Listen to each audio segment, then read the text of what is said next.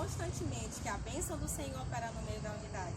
Há mais de 2000 anos, a realidade dos céus foi traga sobre a terra por meio do nosso Senhor Jesus Cristo, na qual veio trazer a real existência ao ser humano e nos reconciliando com Deus. Logo, a igreja tem um papel fundamental para a salvação da humanidade. Em vista disso, precisamos andar em conformidade com as verdades bíblicas se de fato quisermos fazer parte da expansão do corpo de Cristo sobre a terra. Convido para nós meditarmos juntos sobre a unidade, que é um assunto tão importantíssimo que, em consonância com os assuntos que por aqui já foram abordados, tais como o amor, a fé, a gratidão, o serviço, a perseverança e a oração, nos fará viver de forma plenamente a cultura do voluntariado, a cultura do servir na igreja e para com o nosso próximo. Vamos?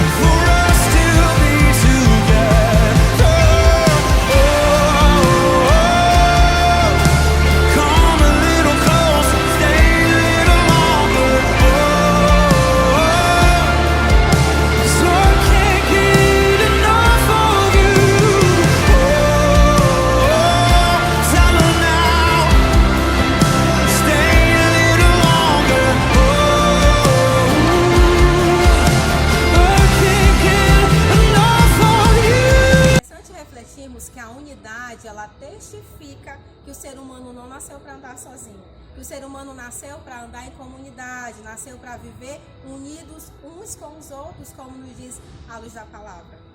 Nós nascemos para a glória e honra do nome do Senhor Jesus, e esse é o nosso propósito universal. Lá na primeira epístola aos Coríntios, no capítulo 1, no verso 10, vai nos dizer o seguinte: irmãos, suplico-lhes em nome de nosso Senhor Jesus Cristo, que vivam em harmonia uns com os outros e ponham fim às divisões entre vocês. Tenham o mesmo parecer, unidos em pensamento e propósito. Algumas outras traduções vão nos dizer: sejam inteiramente unidos. Nesse versículo, há duas chaves aqui para nós sobre a questão da unidade. Tenham o mesmo propósito, tenham o mesmo pensamento. Logo, nós somos exortados a andarmos no mesmo pensamento, no mesmo propósito. O apóstolo Paulo, aqui, ele faz umas exortações porque havia alguns membros da casa de uma pessoa chamada Chloe, que eles estavam em contendas, ou seja, eles estavam em uma contenda, em uma divisão seguinte: eu sou de Apolo, eu sou de Pedro, eu sou de Cefas, eu sou de Paulo.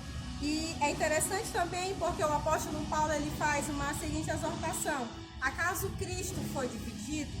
Acaso foi eu que fui crucificado em favor de vocês? Ou seja, o apóstolo Paulo, ele estava nos trazendo para o contexto de hoje, que isso também reflete para os dias de hoje, nos dias de hoje, uma exortação que Cristo precisa ser o cerne de todo o cristianismo. Ele é o centro de todas as coisas. Aquelas pessoas estavam dizendo: eu sou de Apolo, eu sou de Pedro, quando na verdade o próprio apóstolo Paulo fez essa exortação. Na caminhada cristã, ela é uma corrida. Então, a unidade, ela é uma ferramenta importantíssima se nós de fato quisermos fazer parte do corpo. Nós somos um corpo. Um corpo, ele possui vários membros. E esse corpo, ele não pode estar fora, porque se ele estiver fora, ele não está unido com Cristo. E nesse corpo, há alguns membros que precisam de mais atenção do que os outros. E se nós estivermos mais fortalecidos que os outros, que nós sejamos pessoas que dê atenção aos outros, para que assim, de fato, nós possamos fazer parte dessa unidade de Cristo. Também é interessante a gente refletir que há alguns aspectos para que a gente possa fazer parte dessa união. A primeira, se nós quisermos andar em unidade, o primeiro aspecto é nós precisamos esquecer de nós mesmos. E você, nós precisamos nos esquecer, ou seja, pensar no outro, porque o convite de Jesus é para a gente seguir ele, negue-se a si mesmo e siga-me, negue-se a si mesmo. Ah, mas eu não concordo com a opinião do outro. A palavra vai nos exortar que nós precisamos ter o mesmo pensamento. Que tipo de pensamento é esse? É o pensamento condizente com a palavra, é o procedimento condizente com a palavra, porque o reino ele não pode estar dividido. O próprio Jesus nos ensinou isso em um dos evangelhos, que um reino dividido internamente, ele não pode resistir, ele não pode subsistir, ele pode ser devastado se ele estiver dividido. Então, o primeiro aspecto para a gente andar na unidade é a gente esquecer de nós mesmos e nós olharmos para o outro, ter esse pensamento coletivo. O segundo é andar em maturidade, ter humildade, porque se nós não tivermos a maturidade, a gente não vai conseguir andar em unidade. Nós não vamos conseguir andar em unidade se a gente não tiver essa maturidade. Se a gente parar de ter algumas atitudes, e como nós tínhamos lá, quando a gente começou a seguir a Jesus, e a gente continuar, a gente não vai viver essa unidade, nós não vamos avançar. Eu creio que cada um de nós queremos chegar como o apóstolo Paulo diz, combati o bom combate, completei a carreira, guardei a fé. Mas a gente precisa entender que precisa haver essa perseverança, que precisa haver essa unidade da igreja para que a gente possa chegar a essa corrida, para que a gente possa alcançar o prêmio da soberana vocação. Precisa haver a unidade, precisa haver para que haja essa bênção, como nós sabemos, como já é inquestionável a gente dizer, que a bênção do Senhor, ela vai ordenar, ela vai operar no meio da unidade. Então, nós somos desafiados a andar nesse mesmo pensamento, a andar nesse mesmo procedimento, que é a luz da palavra de Deus.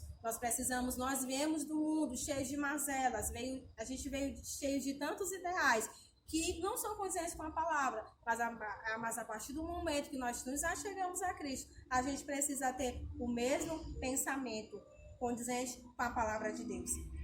Lá em Filipenses, na carta aos Filipenses, no capítulo 1, no verso 27, ele vai nos dizer assim: o mais importante é que vocês vivam em sua comunidade de maneira digna das boas novas de Cristo. Então, eu vou ver novamente, ou mesmo, quando ouvir a seu respeito, saberei que estão firmes e unidos em um só espírito, em um só propósito, lutando juntos pela fé que é proclamada das boas novas. Amém? Aqui, o apóstolo Paulo vai nos dizer que nós precisamos viver de forma digna, conforme o Evangelho, de acordo com o Evangelho. E para que isso ocorra, nós precisamos juntos. Ele vai nos dizer juntos pela fé que é proclamada. Ou seja, precisa haver essa unidade, precisa haver essa união. Então, nessa luta que nós enfrentamos cada dia, a unidade, ela vai ser imprescindível para os nossos dias. Então, que Jesus nos ajude a vivermos em um só propósito, em um só coração, unidos no amor dele, para que assim a gente possa espalhar a reputação dele sobre a terra. Porque isso sim é viver para a glória e honra do nome de Jesus.